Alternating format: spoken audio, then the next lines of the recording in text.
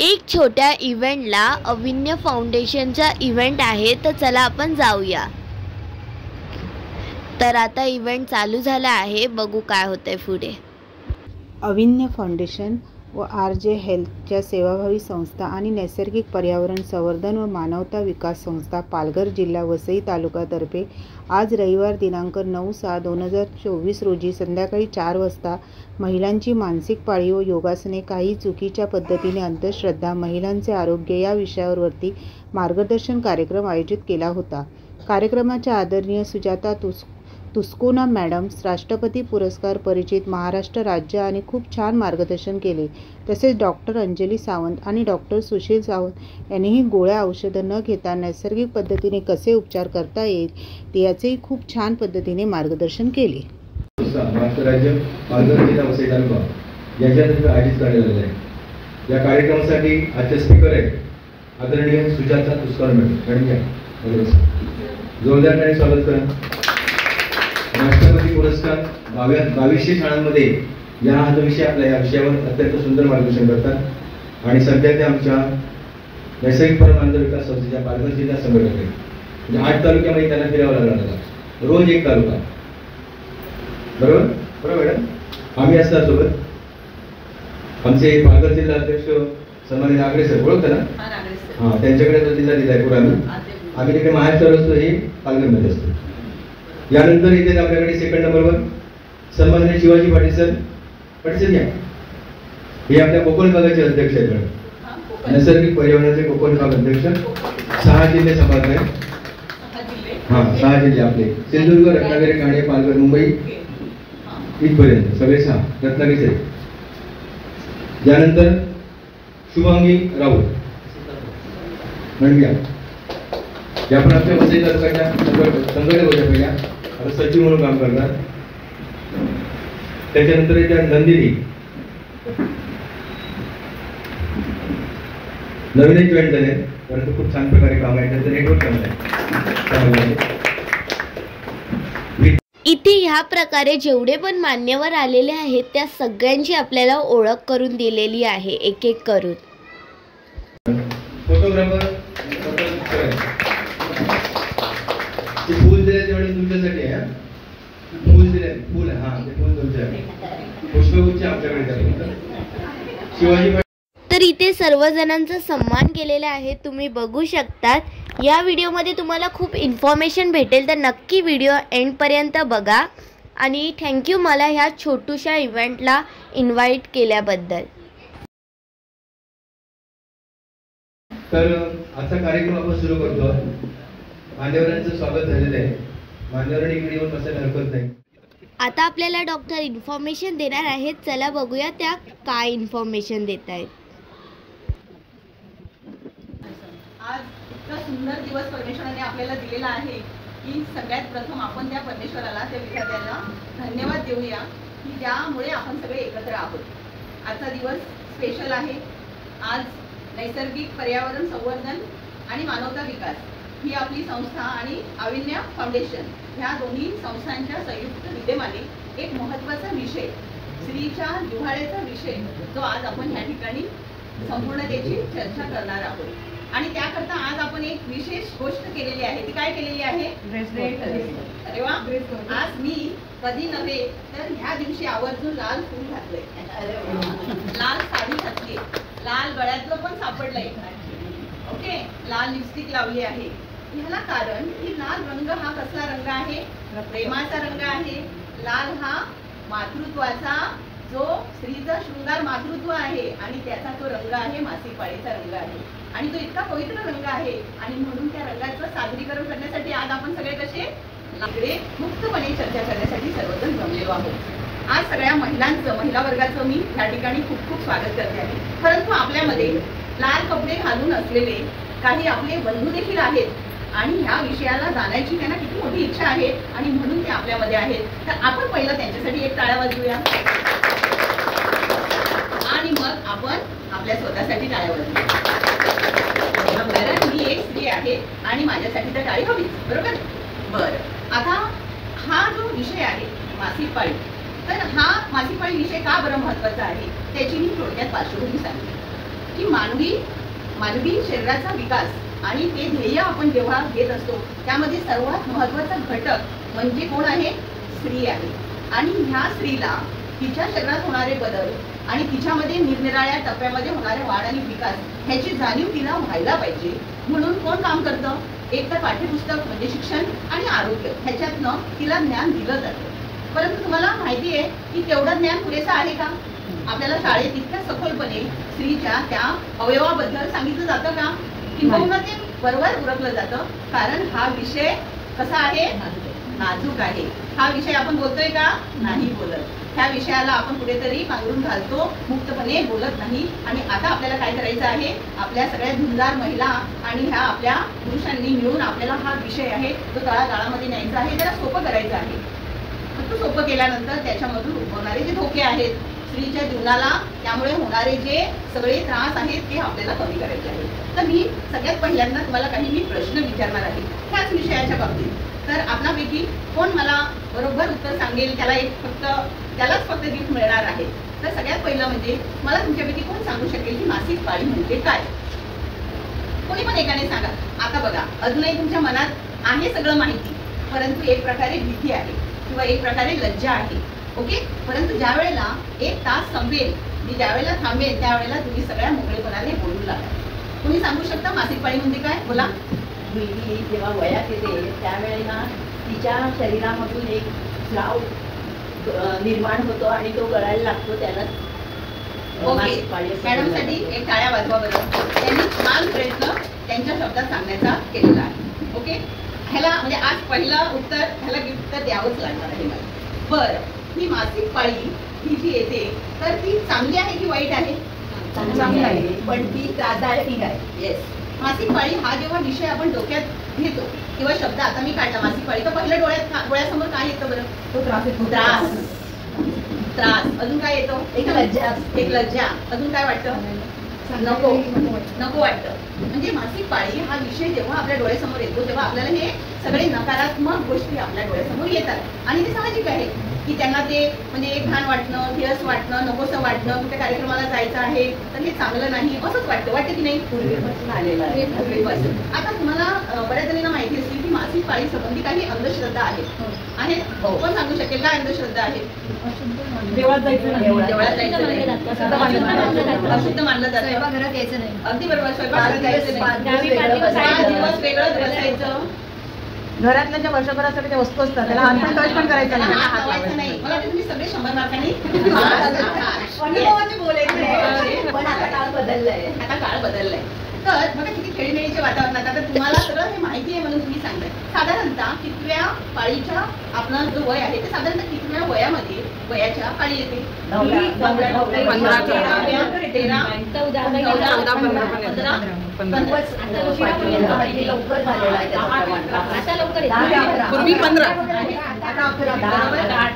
8-9 वर्षापर्यंत. म्हणजे तुमचं म्हणणं जे आहे ते तुम्ही आज पाहताय समाजात ज्या प्रकारे पाळी येते ते बरोबर.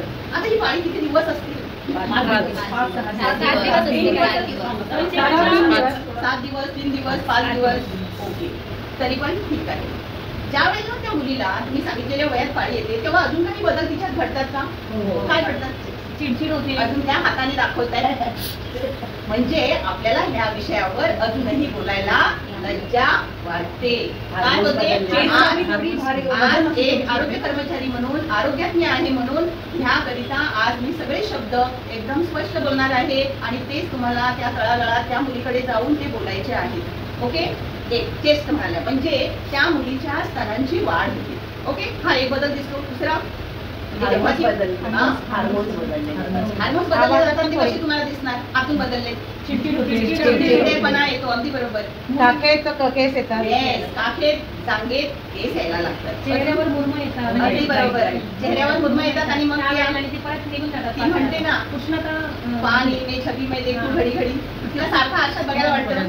तिच्या चेहऱ्यावर पिंपल्स येतात. अजून काय बदल होतो? म्हणजे तो भावनिक बदल होतो तुमच्यात. भावनिक बदल होतो आणि म्हणजे विरुद्ध लिंगाविषयी आकर्षण पण होतं. अजून मस्त मस्त मुद्दे तुम्हाला सगळं माहितीये. भावनिक बदल होतो. तिला ही स्त्री आहे, तिला पुरुषाबद्दल, त्या मुलाबद्दल तिला आकर्षण निर्माण व्हायला लागतं. हा त्या हार्मोनचा परिणाम आहे. अजून काय होतं? घरचे जे त्रास देतात ते वेगळे. आता तू बाहेर जायचं नाही, इकडे मुलांची जास्त बोलायचं बंधन आहे. तिला बरोबर एका बंधनात ती अडकली जाते. अजून काय काय बदल होतो तिच्या आवाजात काय बदल होतो? आवाजात बदल होतो. आपण सांगतो अगं काल मी तुला फोन करत होते तर तुझा आणि तुझ्या मुलीचा आवाज सारखाच. त्यानंतर तिच्या शरीरामध्ये तिची वाढ जी होते तर कंबर तिची कमरेकडे दिसते, ह्या मांड्या तिच्या गोलाकार होतात आणि तुमची तब्येत पण व्हायला सुरुवात होते. पुरी दिसायला लागते. आपण काय म्हणतो आता गाड्या टाकला आणि वयात आली. आता लवकरच आपण काय करू? बरोबर बोलल्या. जे समाजात चालतं ते एकदम बरोबर बोलल्या. कारण मी आज मला हेच अनुभवाचे बोल सांगणार आहे की लवकर वाजवायचं. आता वयात आली, आता आपण तिचा एक शिक्षणाचा निर्धार करू. तिला कुठेतरी चांगल्या पदावर जायचा. हा नाही, पहिलं ते काचेचं भांड आहे त्याला आपण दोन हात करू. मॅडम एक अजून अनुभव, बरोबर. काही समाजामध्ये तो दिवस म्हणजे लग्न कसं करतात तसं साजरा करतात. तिला आहेर वगैरे नटवला जातो. साऊथ इंडियन मध्ये जास्त एक मी सांगते, आपल्याकडे असं तुम्ही बोलले. आता मला तुम्ही सांगा, आपल्या भागात आपण खूप लांब नाही, आपल्या घरात आपल्या गावामध्ये जिला मासिक पाळी आली पहिली ती कळते का तुम्हाला? आपल्याकडे नाही करत. बरं, सगळ्या घरात होतं का? माझ्या भाज्याच्या मुलीला आली 11व्या वर्षी. तिला तिची आई सगळं समजावून सांगत होती. ती म्हणजे नाही आम्हाला शाळेत शिकवलंय, आम्हाला हे सगळं माहिती आहे. आता हे परिणाम चांगले घडायला सुरुवात झालेली आहे. त्यामुळे आपल्याला आता वाटतं, पण सरासरी ह्या विषयाला अजून मुक्तपणे घेतलंय का? नाही. बरं, पाळी आल्यानंतर आपण त्यांना काय वापरतो? सध्या काय वापरतो? पॅड वापरतो 100%. खेड्यापाड्यात कपडा वापरतो आपण. मला मागे शिक्षकांचं मी प्रशिक्षण केलं ना, 900 शिक्षकांना 1 दिवसीय प्रशिक्षण दिलं 2200 शाळातले. तर ते ना त्यांच्या एकेकांचे अनुभव सांगत होते. आता तुमच्या प्रत्येकीचा जर अनुभव घेतला की माझी पहिली पाळी, आता हसायला येईल तुम्हाला पहिली पाळी आली तेव्हा तुमचं काय झालेलं, कसं झालेलं, तुम्हाला कोणी सांगितलं? तुम्हाला सांगितलंच नाही, मग ते कपडेच खराब झाले. आलं लक्षात? तर ह्या अशा गोष्टी आपल्या बाबतीत घडलेल्या आहेत. आणि आज सुद्धा मला आज हे का सांगायचंय की मी खेड्यामध्ये जेव्हा जाते, मी त्या कुटुंबात जाते, मी शाळा कॉलेजात जाते, अनेक मुलींना भेटते, त्यावेळेला आजही त्या मुलींना त्यांच्या शरीरात मासिक पाळी येण्यासाठी असा काही अवयव आहे ह्याची जाणीव अजिबात नसते. आता तुम्ही आत्मचिंतन करा की माझ्या कुटुंबामध्ये, माझ्या नात्यामध्ये अशा मुली आहेत. मी किती वेळेला तिला बसून मासिक पाळी काय आहे बरोबर ह्याच्याबद्दल सांगितलंय? हात वर करा. अजून एकही हात वर नाही आला. त्याला कारण की आपण करत नाही आहोत. आता आजपासून आज और अभी, आज घरी गेल्यानंतर आपल्या संगतीत जेवढ्या मुली आहेत त्यांना मी जे काही तुम्हाला शास्त्रीय माहिती दिली ती त्यांच्यापर्यंत न्यायची आहे, त्यांना सांगायचं आहे. कारण ज्या वेळेला ह्या मुलींच्या वाढत्या वयाबरोबर 8 आणि 9 वर्षामध्ये जेव्हा ती पाळी यायला लागते त्यावेळेला त्या मुली घाबरतात. त्यांना तुम्ही सांगितलेलंच नाहीये काय करायचं, काय झालेलं आहे, हे रक्त कुठून आलं. समजा नाकातनं, कानातनं, डोळ्यातनं कुठून रक्त आलं तर आपण घाबरतो की नाही? मुली पण घाबरतात. पण त्यांना घाबरल्यामुळे ते जे कुटुंब असतात, आई वडील असतात, ते कामावर असतात, ते त्यांना सांगायला तितके साक्षर किंवा सक्षम नसतात. आणि ते नसल्यामुळे काय होतं, त्याचा परिणाम त्या कुटुंबावर होतो. ती मुलगी कुठेतरी मगाशी बोललात तुम्ही, भावनिक आणि तिची मानसिक तयारी नसल्यामुळे ती घाबरी होते. ह्याचा परिणाम काय होतो? शाळा गळतीवर होतो. ती शाळेत जाणारी मुलगी आहे, ती घरी तशीच बरं नाही, पोटात दुखते म्हणून ती बसली. त्याचा परिणाम काय होतो? हे जोखमीचं भांड, काचेचं भांड म्हणून आज जे आपण कुमारी माता बघतो किंवा बालविवाह म्हणतो, त्याला कारण हे की बरेच सर आहेत, शिक्षकांच्या मुलाखती आम्ही घेतल्या, त्यांनी सांगितलं मॅडम तुम्ही बोलता ते बरोबर आहे. पाळी आली पहिली म्हणजे 10व्या वर्षी 11व्या वर्षी म्हणजे ती मुलगी 1-2 दिवस येत नाही, मग परत 4 दिवस येत नाही. मग आम्ही बोलवायला गेलो का आता ती म्हणते पुढच्या आठवड्यात येते. आणि मग मी बोलवायला जायच्या आधी तिचा पिता येऊन आमच्या हातात लग्नाची पत्रिका देतो आणि म्हणतो लग्नाला या सर. ही वास्तव आहे.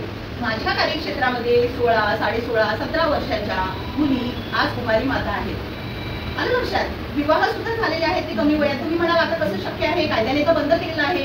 परंतु ह्या छुप्या पायवाटा ह्या अजूनही तयार आहेत. आणि त्यामुळे त्याचा परिणाम काय होतो की जेव्हा मी तुम्हाला मासिक पाळी सांगेन, ते गर्भाशय काय सांगेन, त्याची वाढ आणि विकास काय होतो तो सांगेन, आणि मग तुम्हाला कळेल की त्यांना ही गोष्ट माहिती नसल्यामुळे तो अंकुर, तो चुकीचा म्हणजे पायवाटा त्यांनी अवलंबल्यामुळे तो गर्भ त्यांच्या पोटात वाढतो आणि त्याचा परिणाम असा होतो की त्या मुलीला 15 आणि 16 वर्षाच्या मुलीला प्रसूतीला सामोरं जायचं असतं. होऊ शकते का?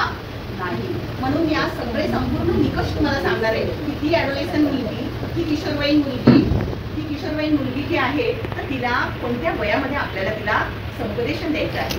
म्हणजे एक 10 वर्ष तुम्ही म्हणाले 9 वर्ष, तर त्या अगोदरच्या मुलीला आपल्याला घ्यायचं आहे समोर, तिला तिच्या शरीरात होणारे बदल जे आज मी तुम्हाला सांगणार आहे ते तिला सांगायचे आहे. आता तुम्ही म्हणाल की हे एवढं अवघड आम्ही कसं सांगणार, तर हा विषय मी खूप सोप्या पद्धतीने तुमच्यासमोर मांडणार आहे. समजा माझ्यासमोर एखादा डॉक्टर बसलेले आहे, तर त्यांना मी जे शब्द वापरणार ते तुम्हाला नाही वापरणार, कारण तुम्हाला त्या रूट लेवलला त्यांना सांगायचं आहे. पण आज गमत काय झाली माहितीये का, आज मराठीपेक्षा जास्त कशाचा प्रभाव आहे? आज सगळ्यांना मासिक पाळी रिलेटेड काय त्रास होतो तर तुम्ही काय सांगाल? कोणता? PCOD. बोललं की नाही? म्हणजे आज जे शब्द अवगत आहेत, सरळ वापरले जात आहेत, ते सुद्धा तुमच्या माहितीला मी आज या ठिकाणी सांगणार आहे, म्हणजे तुम्हाला कळेल. आता ज्या वेळेला आपण म्हणतो ज्या वेळेला उत्पत्ती झाले की नाही तयार, मग एक दिव्यांग आणि एक ट्रान्सजेंडर अशा, पण ज्या वेळेला ते स्त्री आणि पुरुष त्यांच्यापासून उत्पत्ती व्हावी म्हणून त्या दोघांनी एकत्र यावं, त्यांनी विवाह करावा आणि त्याच्यापासून प्रजनन व्हावं ह्याची निर्मिती देवाने केली आणि त्याच्यासाठी एक अवयव तिला जन्मतःच दिला. कोणाला? स्त्रीला दिला. आणि तो गर्भाशय म्हणजे आपण ज्याला म्हणतो युट्रस. बरोबर? आता त्या मुलीला काहीच माहिती नसतं आणि आपल्यालाही काही माहिती नाही, परंतु आज त्या अवयवाची मी तुम्हाला एकदम सोप्या पद्धतीने माहिती करून देणार आहे. साधारणतः चित्र जर बघायला गेलं तर गर्भाशय हे पेरूच्या आकाराचं असतं. कसं? पेरूच्या आकाराचं. आणि एकदम सोप्या रीतीने तुम्ही समजून घ्या.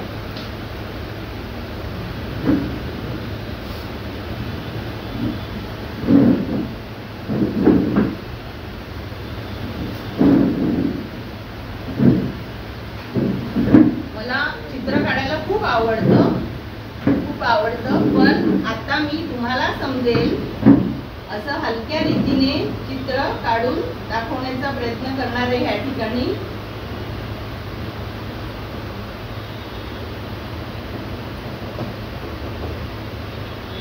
अगदी 2 मिनिटांमध्ये चित्र काढणार आहे, कारण मला तुम्ही वेळ कमी दिलेली आहे, जास्त काही वेळच नाहीये, त्यामुळे कमी वेळामध्ये तुमच्यापर्यंत मला पोहोचायचं आहे.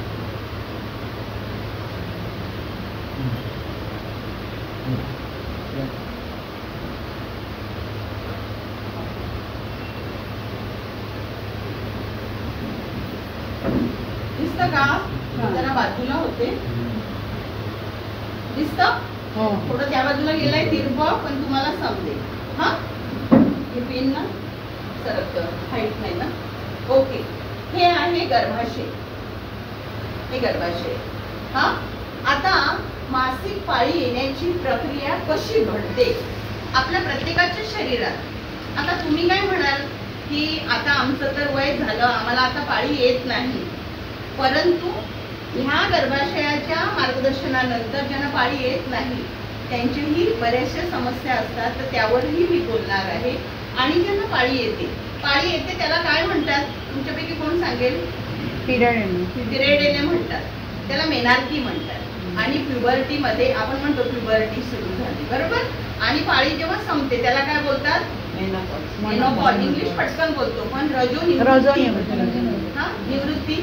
जशी आता सप्टेंबरला मी घेईल ती निवृत्ती, कार्यनिवृत्ती ही रजोनिवृत्ती. ओके, तर हे मी तुम्हाला गर्भाशय काढून दाखवतो. आता ह्याच्यातले अवयव काय काय आहेत ते तुम्हाला माहिती आहेत का? हे काय सांगता येईल तुम्हाला? हे काय आहे? हे आहे, आपण म्हणतो ना ही बीजांड आहे, अंडाशय, बरोबर. ह्याच्यामध्ये काय होतं? स्त्रीबीज तयार होण्याची प्रक्रिया ह्याच्यामध्ये घडत असते. ओके, एकदम छान पद्धतीने तुम्ही बोलताय आणि मी तुम्हाला सांगण्याचा प्रयत्न करते. हे जे आहे हे काय आहे बरं? इथे ज्याला तुम्ही बीजाशय बोललात, अंडाशय बोललात, तेच ह्या ओव्हरी आहेत. हा, ह्या फॅलोपियन ट्यूब्स आहेत. काय म्हणतात ह्याला? ही फॅलोपियन ट्यूब आहे, ज्याला मराठीमध्ये म्हणतो ह्या जनन पेशी वाहून नेणारी नलिका फॅलोपियन ट्यूब. बघा कधी कधी म्हणतो एक्टॉपिक प्रेग्नन्सी, तर म्हणजे गर्भधारणा ती इकडे व्हायला पाहिजे ना, ती इथे होते. तुमच्या सगळ्या महिला आहेत आणि माहितीसाठी सांगते, तो गहन विषय आता नाही सांगत, पण तरी तुमच्या माहितीसाठी. तर ह्या आहेत फॅलोपियन ट्यूब आहेत, दोन्ही बाजूला 2, बरोबर. ही 2 आहेत, ह्या ओव्हरीज तुम्ही बोलल्या. आणि हे जे गर्भाशय आहे ना, ह्याचा हा जो मधला भाग आहे ना, इकडे ना, इथे हे जाळीदार रक्त मिश्रित हे अस्तर आहे, ज्याला इंग्लिशमध्ये एंडोमेट्रियम म्हणतो. हा जो आतला भाग आहे इतकं सोपं आहे. हे सगळं फ्रेश आहे, शरीर फ्रेश आहे ना, ताजा आहे ना, म्हणजे शरीरात जे हे आहे ते सगळं आत्ता तरी फ्रेश आहे. कारण हे सांगण्यामागचा उद्देश काय आहे तो तुम्हाला नंतर सांगते. त्यानंतर हे इथे हे जे दिसते आहे हे गर्भाशयाचं मुख आहे, गर्भाशयाचं मुख. ओके. आणि हा जो मार्ग आहे हा जो मार्ग जातो हा योनी मार्ग आहे, बरोबर. योनी मार्ग आहे. हे गर्भाशयाचं मुख इथे संपतं, बरोबर. आणि मग ह्या 2 फॅलोपियन ट्यूब आणि ही 2 ओव्हरी. इतकं कळालं? सोपं कळालं? दर महिन्याला मगाशी तुम्ही बोललात पाळी किती दिवसांनी येते? 28 दिवसांची पाळी असते सरासरी नॉर्मली प्रत्येक स्त्रीमध्ये. ही 28 दिवसाची पाळी येते त्यावेळेला जेव्हा इथे काहीतरी बदल घडतो त्यावेळेला इथे पण काहीतरी काम सुरू असतं. आलं लक्षात? म्हणजे दर महिन्याला ह्या 2 पैकी एका ह्या बीजांडामधून म्हणजे स्त्रीबीज तयार होत असतात. जेव्हा ती वयात येते तेव्हा इथे स्त्रीबीज तयार होत असतात. पण त्याच्यातलं परिपक्व झालेलं अपरिपक्व नाही. हे तयार जेव्हा होतात, परिपक्व होतात, तेव्हा ह्या 2पैकी प्रत्येक महिन्याला कुठल्या तरी एका साईडवरून हे स्त्रीबीज बाहेर पडण्याची क्रिया सुरू होते. त्याला कारण काय मगाशी बोलले तुम्ही? हार्मोन्स. तर इस्ट्रोजन आणि प्रोजेस्टेरॉन या 2 हार्मोनमुळे ही स्त्रीबीज बाहेर पडलं जातं, बरोबर. ते पडल्यानंतर ह्या ज्या हातासारखे पंजासारखे हे फिंबरिये आहेत ह्याच्यातनं हे पकडलं जातं आणि हे स्त्रीबीज इकडे वाहून नेण्याचं काम होतं. ज्या वेळेला ही मुलगी असते, मुलाशी काही संबंध नाही, दर महिन्याला तिला मासिक पाळी येणं हा तिचा क्रम असतो. पण अशा वेळेला आपल्या मेंदूमध्ये पिट्युटरी ग्लँड आहे, मेंदूच्या वरच्या आवरणावरून त्या ठिकाणी एक केंद्र आहे आणि त्या केंद्रातनं सूचना मिळते, हार्मोन स्त्रवलं जातं आणि त्या हार्मोनमुळे ह्या 2 हार्मोन्सची पातळी आहे ती कमी होते. की जर इकडे गर्भधारणा झाली तर ते हार्मोन काय करतं, ती पातळी तशीच ठेवतं आणि हे बाळ वाढतं. परंतु इकडे बाळ नाही आहे, त्याला सूचना मिळते की आपलं काम इथे संपलेलं आहे. तर हे जे स्त्रीबीज आहे ते इथे आलेलं आहे आणि तिकडून केंद्राकडून सूचना मज्जा संस्थेच्या त्या जाळ्यामध्ये ह्या सगळ्या घडामोडी घडत असतात आणि हे स्त्रीबीज इकडे आलेलं आता आपल्याला ठेवायचं नाही आहे असं ते शरीर सांगतं.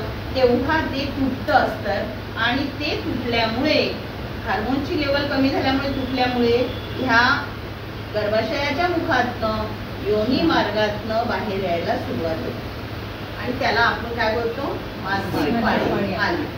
ओके, हे कळालं? हा. मग ही आल्यानंतर पुन्हा इकडे स्त्रीबीज तयार व्हायला लागतात, पुन्हा इकडे हे अस्तर बनायचं काम मऊ शय्या बाळासाठी बनवायचं काम निसर्ग करत असतो. हे रक्त 5 दिवस आपण म्हणाले, कुणाला पहिल्या दिवशी जास्त येतं, दुसऱ्या दिवशी कमी असतं, कुणाला पहिल्या दिवशी कमी, दुसऱ्या दिवशी जास्त. सरासरी तुम्ही कोणी सांगू शकाल की एका मासिक पाळीमध्ये किती रक्तस्राव होतो? कोणाला आयडिया आहे? नाही, मी सांगते. मासिक पाळीमध्ये अंदाजे काही मोजायचं नाही, एक मोठे चमचे जे आहेत ना ते 4 ते 6 चमचे इतका रक्तस्राव होणे अपेक्षित आहे. म्हणजे 30 ml तर 100 ml रक्त सुद्धा मासिक पाळीत जातं. किंवा 1 कप छोटा कप ब्लड एका मासिक पाळीत जाऊ शकतं.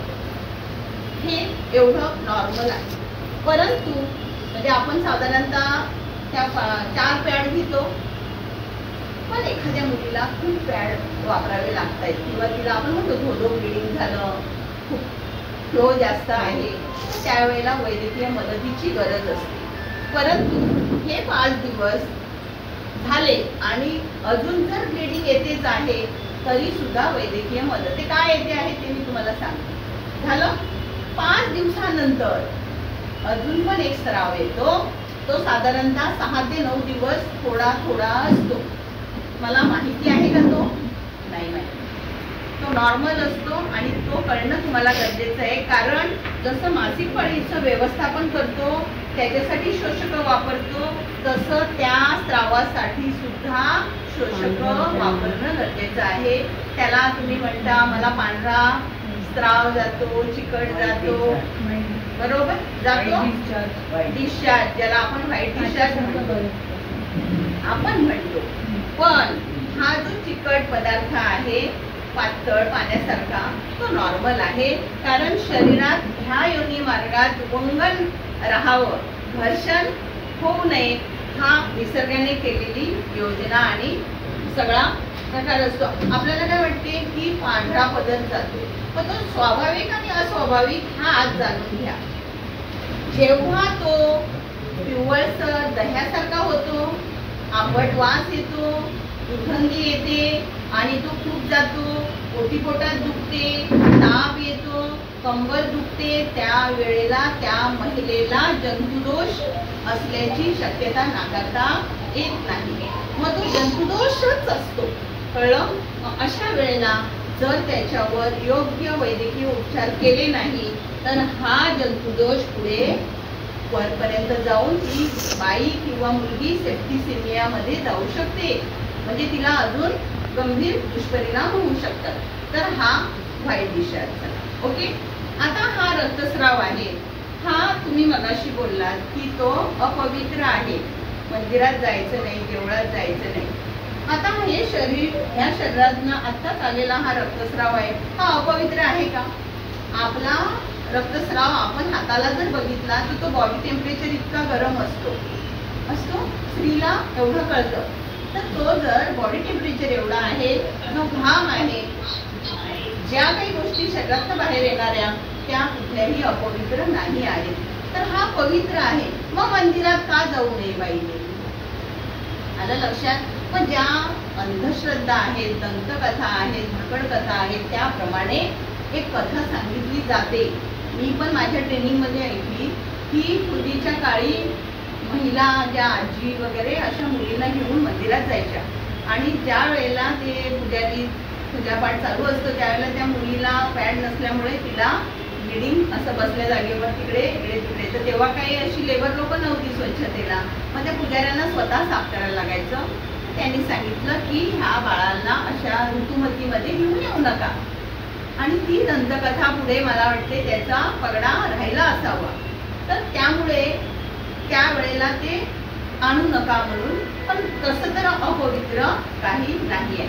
आता हे एवढं सगळं आहे तर तुळशीला पाणी घातलं तर तुळशी मरेल, लोणचं खराब होईल, लोणच्यात मीठ कमी पडलं, लोणचं अस्वच्छ असलं, ते सुकवलं गेलं नाही, ते पारंपरिक पद्धतीने घातलं नाही तर ते खराब होणार, त्याच्यात तेल नाही टाकलं. आता ह्या पाळीच्या बाईला हात लावल्यावर लोणचं कसं खराब होईल? असं आम्ही अनेक तुळशीच्या छोट्या छोट्या रोपट्यांना पाळीमध्ये पाणी घालून बघितलं, पण तुळशीची रोपटी तर अजून ती फोफावली. ही एक सवाष्णी बाईने पाणी घातलं आहे, चांगली बाई आहे, ऋतुमती येणारी आहे, तर ते अपवित्र नाही. त्यानंतर हे नॉर्मल आहे, बरोबर? हे नॉर्मल आहे. पण ह्याच्यामध्ये शाळेत न जाण्याचं काही काम आहे का? मुलीला शाळेत नाही पाठवायचं नाही, तर मुलीला हे रेग्युलर तिचं नियमित येणार आहे, स्वाभाविक आहे, तर तिला शाळेत घरी बसवायचं नाही, शाळेत पाठवायचं. जर समजा आपण त्यांना सांगितलं त्या मुलींना की पोटात दुखते, तर ती सानिया मिर्झा आहे, कविता राऊत धावपटू आहेत, तर त्या रोज सराव करतात, मग त्यांना पाळी येत नाही का? मग त्या धावतात ना. हे तुम्ही त्या मुलींना सांगा, कारण तिच्या शिक्षणावर तो परिणाम होतो. आलं लक्षात? आता पाळी बऱ्याचदा येत नाही, त्याला काय कारण आहे? बघितलंय ना, काही मुलींना पाळी येते तर बरीचशी कारणं आहेत. त्याच्यातलं एक कारण जास्त म्हणजे आपल्या ग्रामीण भागात दिसतं ते म्हणजे त्या मुलींना असलेलं रक्ताचा कमतरता, ज्याला आपण ॲनिमिया म्हणतो, ज्याला पंडुरोग म्हणतो. साधारणतः नॉर्मल जर आपण बघितलं तर 11 ग्रॅमपेक्षा जास्त रक्त जर असेल आपल्यामध्ये, आपल्या महिला मुली सगळ्या ॲनिमिक आहेत. आता जर तपासलं ना तर तुमच्यापैकी 4 जणी तरी मला हिमोग्लोबिन कमी असलेलं आहे. पण ज्या मुलींना हिमोग्लोबिनचं प्रमाण कमी आहे तिला मासिक पाळी एकतर लवकर येत नाही आणि आली तर खूप येते, खूप रक्तस्राव होतो. कारण त्या रक्तवाहिन्यांची तोंड जी आहेत ती बंद करायला एक इलेस्टिक लागते, की ते रक्त नसल्यामुळे तो जोड त्यांना पडत नाही आणि त्यामुळे तो फ्लो चालूच राहतो. ती तोंड उघडी राहिल्यामुळे त्या मुलीचा रक्तस्राव चालू होऊन ती मुलगी अजून सिव्हिअर ॲनिमिक होते. आलं लक्षात? ज्या मुलीला कमी आहे किंवा जास्त आहे तर तिचं रक्ताची तपासणी, त्यानंतर तिचं कधीतरी गर्भाशयाची सोनोग्राफी एकदा तरी तिने केली. आणि जेव्हा गेल्या तेव्हा त्यांनी सांगितलं की आईने कपाळ. तर मग मला, मी त्यावेळेला ट्रेनिंगला होते, मला फोन आला की मॅडम असं असं ह्या 10वीच्या मुलीला प्रॉब्लेम आहे. तर मी तिला म्हटलं एक काम कर, उद्याला हॉस्पिटलला जा, एक तर तिची रक्ताची चाचणी कर आणि एक सोनोग्राफी काढून बघू आपण. आणि दुसऱ्या दिवशी सोनोग्राफी काढली. तिसऱ्या दिवशी बाईंचे जवळजवळ 10 फोन. मी ट्रेनिंगमध्ये मोबाईल अलाउड नसतो. संध्याकाळी मी तिला कॉलबॅक केला तर म्हणे मॅडम तुम्हाला मी रिपोर्ट पाठवलाय, बघितला का? म्हटलं नाही. मी पटकन बघितला तर लिहिलं होतं हे गर्भाशय ॲब्सेंट म्हणून, म्हणजे त्या मुलीला युट्रसच नव्हतं. पण हे कधी कळालं? म्हणजे हे कधी कळायला पाहिजे? म्हणजे एक ठराविक काळ आहे की 15 ते 16 वर्ष झालेली आहेत, त्या मुलीला पाळी येत नाहीये, ती सुदृढ आहे, ती सगळ्या सुदृढ निकषात आहे आणि येत नाही तर प्रत्येक माता पित्याने, शाळेतल्या शिक्षकांनी हे पाहणं आणि त्या मुलांना योग्य समुपदेशन करणं गरजेचं आहे. ओके, इथपर्यंत कळालं? ह्याच्यामध्ये येते का नाही का येत? आता येताना काही काहींना हातापायात गोळे येतात, डोकं दुखतं, काय काय त्रास होतो? उलट्या होतात, कंबर दुखते. एक तर तिचं समुपदेशन न झाल्यामुळे हे काहीतरी भयंकर आहे हे तिने डोक्यात घातलेलं आहे. त्यामुळे तिच्या ऑटोमॅटिक डोक्यात मासिक पाळी असल्यामुळे ती घाबरते आणि तिला अननेसेसरी उलटीसारखं वाटतं. बऱ्याचदा असं होतं. मग जेव्हा हे रक्त येत असतं, पण जेव्हा त्या रक्ताबरोबर हे अस्तर आहे हे जेव्हा बाहेर येतं तेव्हा ह्याचे तुकडे असतात, तुकडे.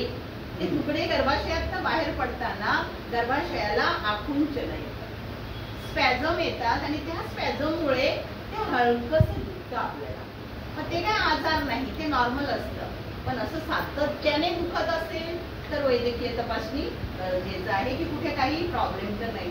पण नॉर्मली दुखतं, मग त्याला मी जे व्हिडिओ पाठवलेत व्यायामाचे त्याच्यात 2 भाग आहेत. त्याच्यात मासिक पाळीच्या वेळेला जो करावायचा, पुढच्या वेळेला आपण एक सेशन घेऊ, तर तो व्यायाम आहे त्याने ते बरे होतात. किंवा मग गरम पाण्याची पिशवी त्या मुलीला द्यायची. ओके, आता ह्या पाळीमध्ये साधारणतः 1 ते 2 पाऊंड वजन वाढतं. का वाढतं? की हार्मोन्समुळे शरीरामध्ये पाणी साठवण्याचं प्रमाण, मिठाचं प्रमाण जास्त राहतं. म्हणून ह्या वेळेला आपण मीठ कमी द्यायचं त्यांना, म्हणजे मिठाचा आहार कमी द्यायचा.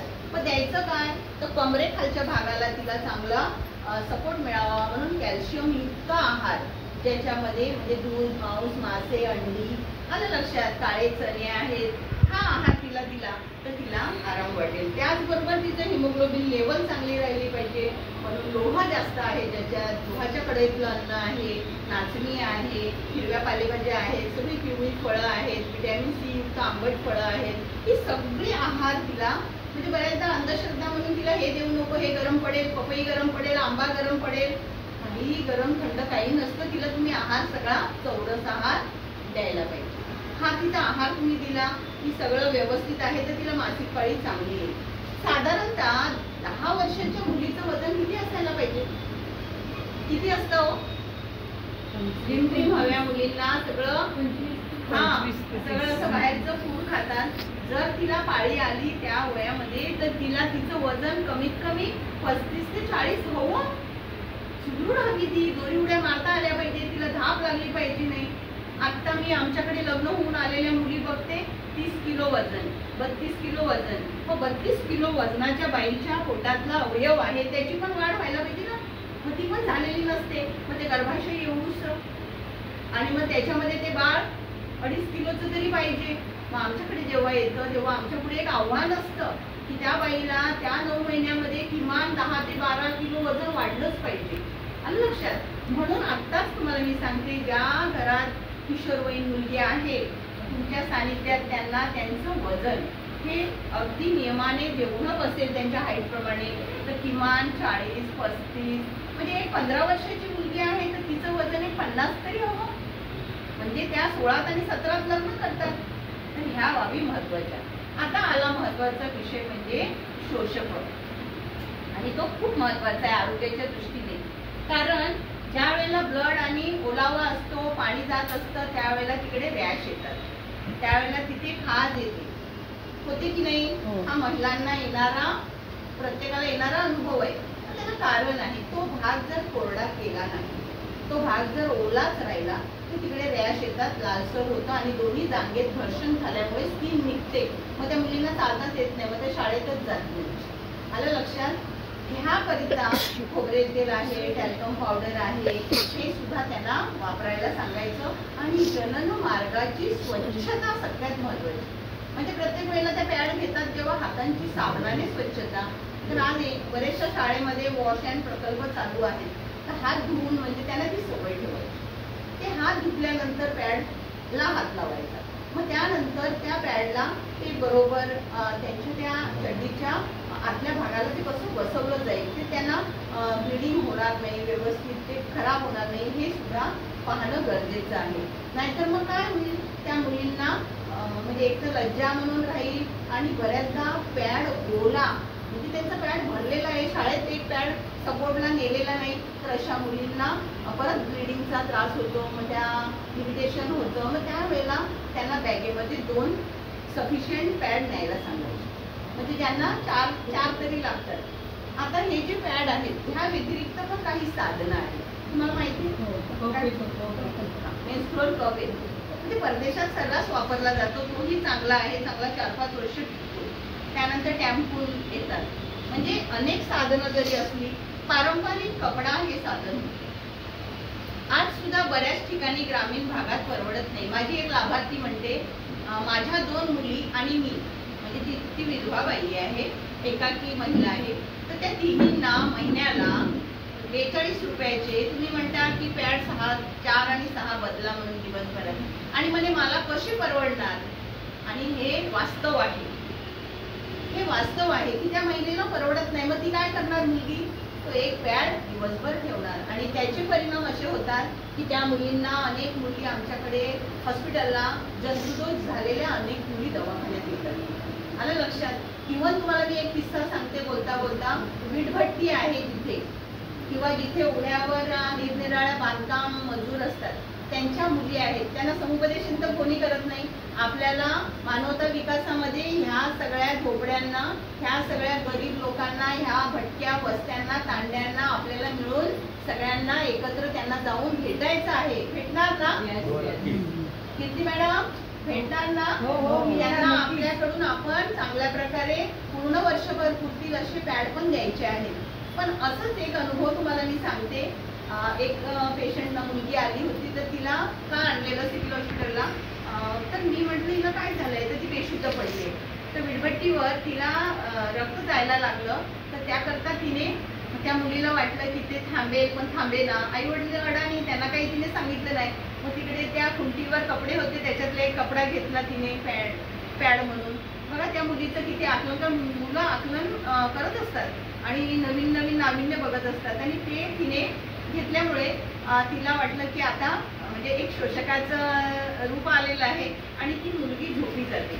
आणि मग सकाळी जेव्हा उठते तेव्हा ती मुलगी थोडी बेशुद्ध असते, आणि मग तिचे कपडे वगैरे इथे भरलेले असतात, आणि मग घरातले ते दोघे असतात ते घाबरतात. एक लहान बाळ असतं त्यांना, तर ते घाबरतात, आणि मग ते काय करायचं, तर जवळपास जातात तर कुणी घेत नाही. त्यांचं माहिती आहे गरिबाचं कसं असतं, बऱ्याचदा प्रायव्हेटवाले तर पैशाशिवाय नाकारतात. आणि अशा वेळेला मग तिला सिव्हिलला आणलं जातं. तेव्हा डॉक्टरांनी पूर्ण चेक केलं, तेव्हा तिने जो कपडा वापरला होता त्याच्यात एक कीटक होता. म्हणजे जो कीटक आपण म्हणतो, हे सांगण्याचा उद्देश काय येतो बघा, की अस्वच्छ कपडे, घाणेरडे कपडे ते जेव्हा अशा ठिकाणी असतात की तिला काय माहिती, आणि त्याने तिला त्या जखम केलेली होती आणि तिथून ते रक्तस्राव, पाळीचा रक्तस्राव आणि तिथून दुसरा रक्तस्राव येत होता, म्हणून ती मुलगी अनकॉन्शियस होती. तर अशा प्रकारे म्हणजे जवळजवळ 20-30 वर्ष अगोदरची गोष्ट आहे, पण अलीकडे पण अनेक प्रकार घडतात. कळलं? म्हणजे ह्याकरिता तिला तिचं शरीर एकदा पाळी यायला लागली की ते काचेचं भांडं आहे आणि तिच्या शरीरात हा अवयव आहे, आणि तिच्या शरीरात जर तिला तुम्ही मगाशी बोलले की भिन्नलिंगी आकर्षण, तर भिन्नलिंगी आकर्षणासाठी तिला आधीच सांगायचं, बाई ग तुझं शरीर हे आहे, कुठल्या मुलाला मैत्री करायला हरकत नाही, पण ती मैत्री बंधू प्रेमात राहिलेली बरी. Keep in touch but don't touch. कळलं?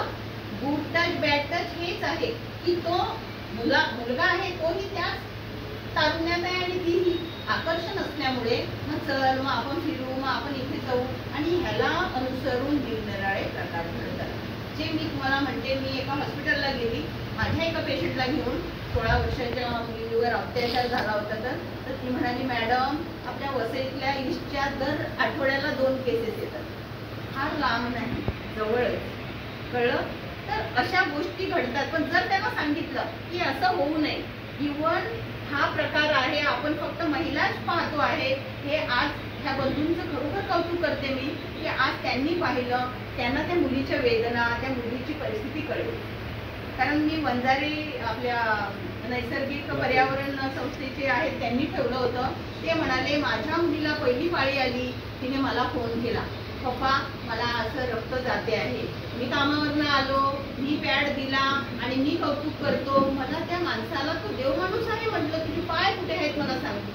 तो म्हणतो, पाळी हे तिचं मातृत्वाचं आहे लक्षण आणि त्याच्यावर मला तिला खूप आनंदाने घ्यायचं होतं, आज त्या आनंदाने घेतलं जात नाही.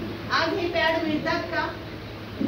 एक डॉक्टर माझ्या प्रशिक्षणात सांगते, पालघर मधल्या म्हणजे डॉक्टरेट मिळवलेल्या शिक्षिका, मॅडम अगदी बरोबर बोलले तुम्ही, म्हणे हो मला पाळी आली, मी माझी मैत्रीण आम्ही मेडिकलमध्ये जायला निघालो आणि थोड्या वेळ बघितलं तर तिथे 2-3 पुरुष होते, बराच वेळ थांबलो, माझा पॅड होता झालेला, मला घ्यायचा होता, पण ते काही जात नाही आणि मी काही घेत नाही. म्हणजे आजही अवेअरनेस आहे का?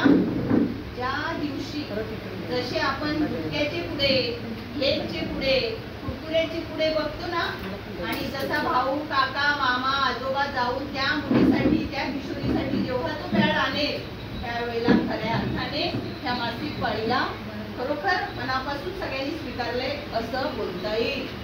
नाहीतर आज ही मासिक पाळी अजूनही आपण ज्याला लज्जा म्हणून म्हणतो तशी आहे. आता मगाशी तुम्ही कर्नाटक मधलं उदाहरण सांगितलं, काय सांगितलं, किंवा एखाद्या गावामध्ये एखाद्या फार चांगली उपक्रम की तिला पाळी आली तर तिला राजा राणीच्या खुर्चीवर बसवतात, सगळी चहा प्यायला मस्त आनंद एकीकडे आहे. हा, मग मी नंतर डबल घेणार चहा, हा मला द्यायचा.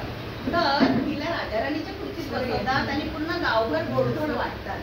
आता काय सांगतात ते त्या गावाला, सांगा बरं काय सांगतात? आमची मुलगी मोठी झाली, आमची मुलगी वयात आली, आमची मुलगी आता मातृत्व व्हायला सज्ज झाली, हा संदेश देतात. पण समजा 25 घरं आहेत आणि 24 घरामध्ये हे सेलिब्रेशन झालं आणि एका घरात जर मुलगी आहे आणि हे सेलिब्रेशन झालं नाही तर त्या घराची अवस्था काय होत असेल सांगा? वाईट आहे की नाही? वाईट वाटतं ना. म्हणजे आपल्याला आनंद कधी वाटतो की माझ्या मुलीला पाळी आली आहे, तर आपण उत्सुक असलं पाहिजे. मग ती घाण आहे, कटकट आहे, निळस आहे, अपवित्र आहे, नको आहे असं बोलाल का? आता कसं बरोबर आले की नाही? मगाशी तुमचंच होतं, लोणचं खराब होतं का? तुळस खराब होते का? काही होतं? आरोप झाला तर ह्या पाळीला मग ह्या पाळीमध्ये अंधश्रद्धा आपण सांगितल्या, त्या अंधश्रद्धा सगळ्या मुळीत काढायच्या आहेत. आहार चांगला द्यायचा आहे, गैरसमज आहेत, शोषकं चांगली वापरायची आहेत. मी तुम्हाला काही माझ्याकडे फोटोज आहेत, मी दाखवेन की शोषक म्हणजे जरी कपडा जरी असला तरी तो स्वच्छ धुतलेला डिटर्जंटमध्ये सॉफ्ट एकदम तो पाण्यातनं काढून उन्हात वाळवलेला, घडी करून ठेवलेला, असा कपाटात तुम्ही व्यवस्थित कुठे ठेवलेला आहे असा असला जर आपण महिला म्हणून जर असा प्रयोग केला की आपण काही कपडे आहेत, आपण चांगले कपडे मिळाले ज्यांना अजिबात मिळत नाही त्यांना, कारण काय पॅडच्या कंपन्या आजकाल खूप स्पर्धा चाललेल्या आहेत. मग ते पॅड मी बघते ना एवढूशे, त्याच्यात मार्केटिंग, तो म्हणतो मला 4 मिळाले पाहिजे. मला मी म्हटलं सगळ्यांना फ्री देणार असतील तर माझ्या एरियात या, नाही तर येऊ नका. कारण माझ्या एरियात लोक गरीब आहेत, त्यांना 48 आणि 40 रुपयाचं पाकिट परवडणारच नाही. आलं लक्षात? तर त्यांना आपल्याला काही देता येईल का बघू. कारण पूर्वीच्या काळी किती अंधश्रद्धा होत्या. ते पपायरस वगैरे त्याच्या झाडाच्या साली वापरायच्या, काही ठिकाणी राख वापरायच्या अशा. आणि त्या मुलींना बाहेर आता बाहेर बसवणार का? त्या दिवशी माझं ट्रेनिंग होतं, एक प्राचार्य होती, ती म्हणाली मॅडम बरं झालं माझ्या घरी पूजा आहे 2 दिवसांनी आणि मला सांगत होती. मी म्हटलं मला पाळी आली, मी गोळ्या घेते आणि लांबवते. का पाळी वाईट आहे का? तू गोळ्या का घेणार, का लांबवणार? हार्मोनच्या गोळ्या घेऊन शरीरात ते विष घालण्यापेक्षा तुला अपवित्र काय आहे हे ईश्वराने दिलेलं आहे. मॅडम मी नवऱ्याला आता इथूनच सांगितलं की मी पूजेवर बसणार आहे. हे परिवर्तन प्रत्येकामध्ये मानसिकतेत झालं पाहिजे की ते अपवित्र नाही आहे आणि कुठलंही पवित्र कार्य करायला ही शुभ आहे. हे तर तुम्ही मान्य कराल का? आम्ही मान्य करतो, मला तर मान्य आहे, पण आमच्याकडे अजूनही मान्य नाही. मला घेऊन चला. पुण्यातल्या एका महिलेने मला फोन केला की मॅडम तुम्ही सांगितला, तुमचा व्हिडिओ वेबिनारवर त्यांनी ऐकला आणि म्हणे आता आमच्या घरामध्ये 2 प्रशिक्षित व्यक्ती आहेत, त्यांचं तुम्ही समुपदेशन करा. मी 2 तास घालवले पण त्यांच्यात परिवर्तन केलं आणि त्या महिलेला तिला देवळात गाभाऱ्यात जायला प्रवेश देत नव्हता, तर ती आता मस्तपैकी देवळात जाते, मंदिरात जाते. तुम्हाला पर्सनली हवं असेल तर तिची मुलाखत घालून देईल. तर असं आपण कुठेतरी आपण निर्णयात्मक आपण का करतोय, पर्यावरणाला आपण का वाचवतो आहे. पर्यावरणातल्या ह्या मुलींच्या अनाम महिलांच्या ज्या हाका आहेत त्या आपल्याला ऐकायला यायला पाहिजेत, एक स्त्री म्हणून तरी. आणि हे पुरुषांना जाणीव करून द्यायला पाहिजे, कारण त्यांना ह्याच्यातलं दाखवलं जात नाही. ह्याच्यातलं सत्य आहे, हे शास्त्र आहे, हे त्यांना माहिती नाही. नाही तर पुरुष खूप चांगले आहेत. आज तुम्हाला मी वंजारी सरांचं उदाहरण दिलं. तर आपल्याला सगळ्यांना एक मोठं कार्य करायचं आहे. आपला सगळा जिल्हा पछाडून घ्यायचा आहे. सगळ्या महिलांनी प्रत्येकीने येऊन एक साक्ष द्यायचे. आम्हाला नाही होत मॅडम. मॉडेलचे कपडे ना हात लावला जातो, रिबन असतील तर हात लावला जातो. कॉटन कपड्यांमध्ये नाही. 5 दिवस आमच्याकडे बाहेर म्हणजे 4 दिवस बाहेर ठेवतात, 5व्या दिवशी हॉल असतो त्याच्यात येतात. म्हणजे किचन म्हणजे त्या मुलीला 5 दिवस बाहेर ठेवायचं, तिचं कुपोषण व्हायचं, तिला एकाकी ठेवायचं, तिची मानसिकता खच्चीकरण करायची आणि मग अशामुळे एक सांगते तुम्हाला भावनिक बदल होतात, त्या चिडचिड्या होतात, त्या गुन्ह्या होतात आणि ह्याचा परिणाम डिप्रेशन मध्ये होतं, नैराश्यात होतं आणि मग मुलींना काउन्सिलिंग करावं लागतं. गणपतीच्या दिवसात सुद्धा मॅडम गणपतीला आवाज जाता कामा नाही. गणपती एकच असतो कान म्हणे, तर तो आवाज जाता नाही म्हणून मुक्याने राहायचं आणि ते पण पाटल्या दारात, म्हणजे मागचं दार आमच्याकडे असतं, तिकडे आम्हाला गप्पपणे बसायला लागतं. मला तुम्ही लग्नात किंवा कार्यक्रमात मला बोलवा, एक माझा कार्यक्रम करू. आपण घडण करतो ते अजून कसं समाज चांगला घडेल आपण त्याच्यासाठी धडपड असतो. एक महत्त्वाचा प्रश्न असा आहे माझ्या मनातला, प्रश्न अनेक आहे पण त्याचा एक महत्त्वाचा तुम्ही एवढं सगळं छान काम करतात, एक अजून काम करू शकाल का? विशेषतः जे आपले सणवार आहेत भारतीय संस्कृतीमध्ये, अशा पिरियड याच्यामध्ये किंवा घराचे कार्यक्रम म्हटलं सत्यनारायण पूजा वगैरे या पिरियडमध्ये ना मासिक पाळी पुढे ढकलण्यासाठी, लवकर येण्यासाठी तऱ्हेतऱ्हेच्या गोळ्या घेतल्या जातात आणि त्याचा जो खप आहे, त्याचा जर खप काढला आपण किती सेल होतो वगैरे, तर तो इतका भयानक आहे ते विचार करत नाही. माझं मेडिकल शॉप पण आहे, ते थोड्या वेळ गेले असतो तर ते साधारण लक्षात येणार खास विचारायला येतात की घेतलं तर चालेल का, ते घेतलं तर चालेल. तुम्ही एवढं सगळं छान काम करताय, तर ह्याच्या जोडीला हा एक विषय ठेवा तिथे की तुम्ही याच्या काळामध्ये कोणत्याही प्रकारचे खराब नाही आहे आणि त्याचे परिणाम हार्मोन्सवरती कसे होतात किंवा पुढे त्यांना काय त्रास होऊ शकतात. आणि विशेषतः तो वर्ग ज्यांना पहिला बोल सुद्धा होत नाही अजून किंवा पहिलं बोल झालेलं असतं आणि त्यांच्या मासिक पाळीलाच अंदाज नसतो, आता तर लग्नामध्ये उशीर होतं वगैरे होतं. हा जो विषय हा तिथे तुम्ही अजून एखादा जोड द्या त्याची आणि यांना सांगा, समजून सांगा की गोळ्या का खायच्या नाही. परत ती मुभा येईल, आनंदाने जेवढाच जा, आनंदाने कुठल्या कार्यक्रमात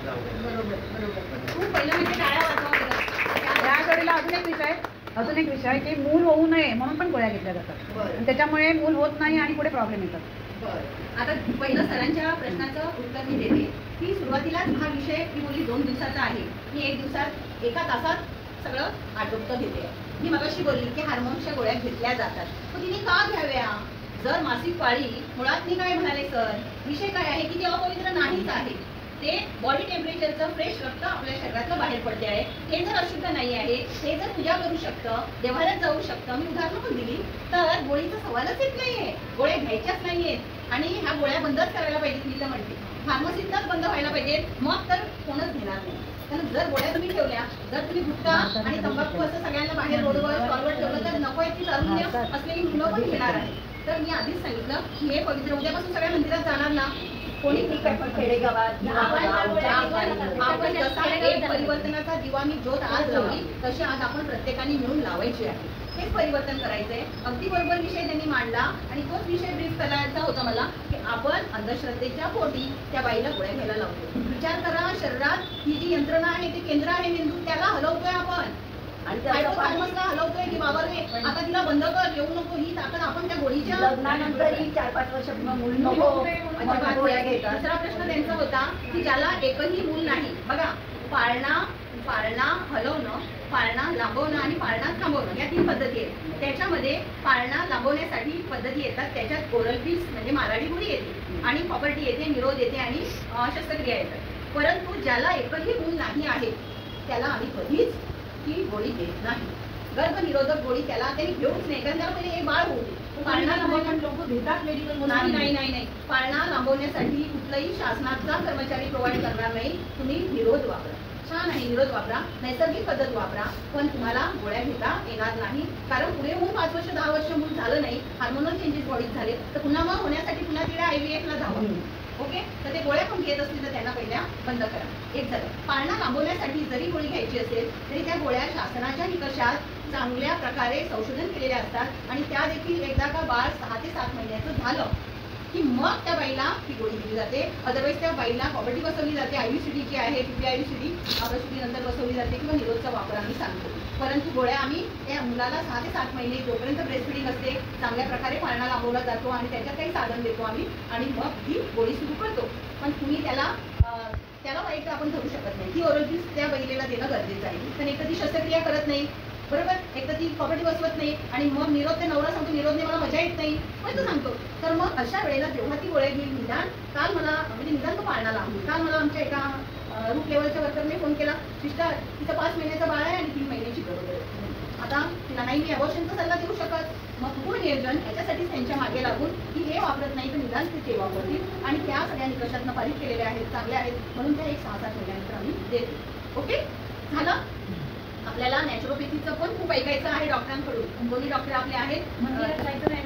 एक मुद्दा सांगते मी. बोला. माझा स्वतःचा मी अनुभव सांगते. माझं लग्न 18 जुलैला झालं आणि 25 तारीखला माझी पाळीचा दिवस होता. पण ते 25 तारीख होती म्हणून आम्ही काही गोळ्या घेतलेल्या नव्हत्या आणि माझं दुसऱ्या दिवशी 5 परतवून होतं कारण गावच्या लोकांना आलेल्यांना जायचं होतं आणि मंदिरात जाऊन ते 5 परतवून OTPT भरून करायचं होतं.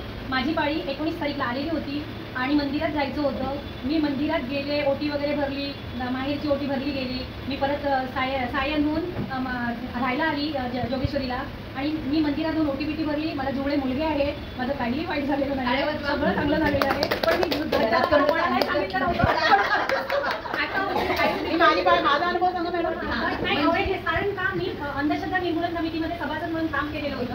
त्यामुळे माझं हे धाडस होतं की माझं काहीही होणार नाहीये ह्या बाबतीत. हे माझं एक धाडस होतं. रित्या समजावून त्यांच्यात परिवर्तनवादी बदल आपण निश्चित घडवून आणू. आम्ही जेव्हा सांगायचो तेव्हा हा रीना मोठा कॉलेज ठिकाण आमका शिकायचा म्हणजे आमची मालवणी भाषा ते असं आम्हाला म्हणतात, अजूनही म्हणतात. आपण काय करू, बरोबर मालवणला जाऊ, तिथे मस्त पंगत त्यांच्याबरोबर करू, ओळखी करू, मैत्री करू आणि मग हळूवारपणे म्हणजे कोकमाचं भारी काय मच्छी मटण बांगडा काय खाऊ आणि परिवर्तन त्यांना जोर येतो तो सांगून येतो का आपल्याला नाही ना. तसं जोर पावलांनी जाऊ त्यांच्याकडे आणि त्यांना हा विषय काय आहे हा नक्की समजावून सांगू. असा कुठलाच विषय नाही की जो अवघड आहे. समुद्राच्या पाण्याच्या बाहेर जे असतात किनाऱ्याला दगड अनेक वर्ष आपण बघतो ते दगड झिजून त्याची खडक छोटे छोटे होऊन वाळू बनते ना, त्याची बनते की नाही. मग परिवर्तन व्हायलाच पाहिजे. सातत्याने आपण जेव्हा त्यांना समजावून सांगू तेव्हा हा बदल आपण त्यांच्यात नक्की करून आणू. आता मला असं वाटते की तुमच्या मनात अजून कुठला विषय ह्या बाबतीत राहिला असेल किंवा काही शंका असेल, समाधान असेल तर आपण करू शकतो. एक गोष्ट सांगायची राहिली की जेव्हा सुरूचं वय आपण सांगितलं की काय येतंय, तर आजकालची जीवनशैली, बरोबर, वातावरणाचा परिणाम, अयोग्य आहार पद्धती ह्यामुळे ती लवकर येते. आणि जाण्याचा जो वेळ आहे तो बऱ्याचदा 45 नंतर 45 ते 50 मध्ये महिलांची मेनोपॉजची प्रक्रिया सुरू होते.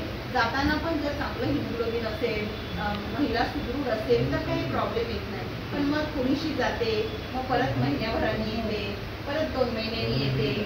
पण जशी येताना ती स्लोली येते तशी जातानाही जाते.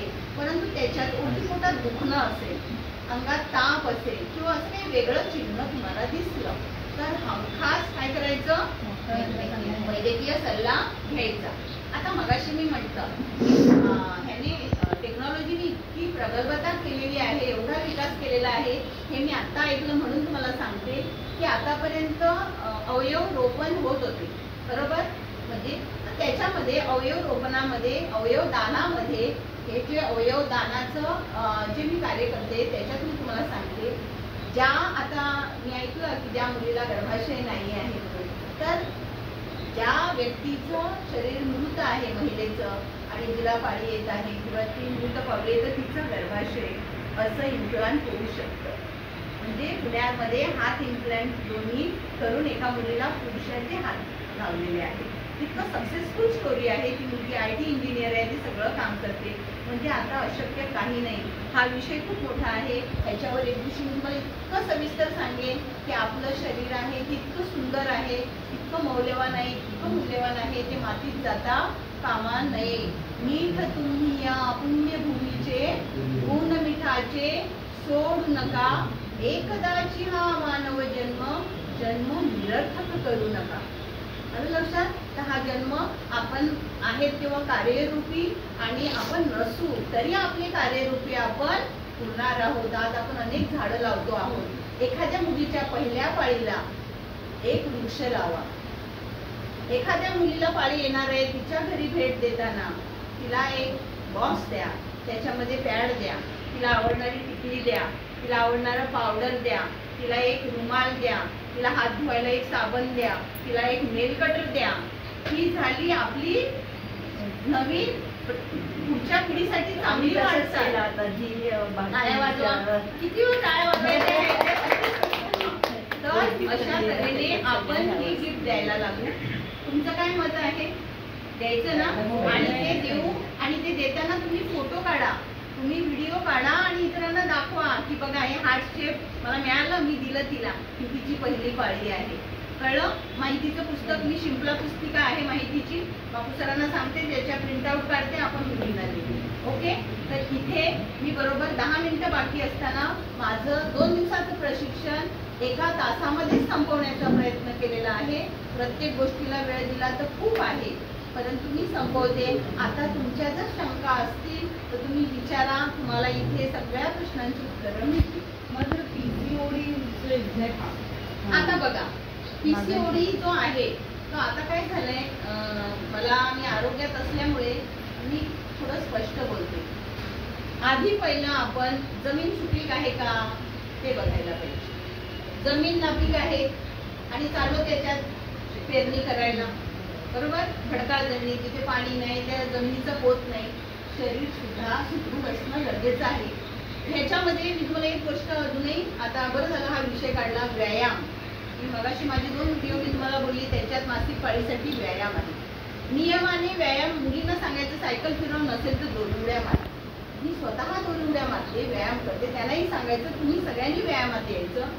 आणि मग हे असं असल्यावर त्या मुलींना शक्यतो मासिक पाळीचा प्रॉब्लेम येत नाही.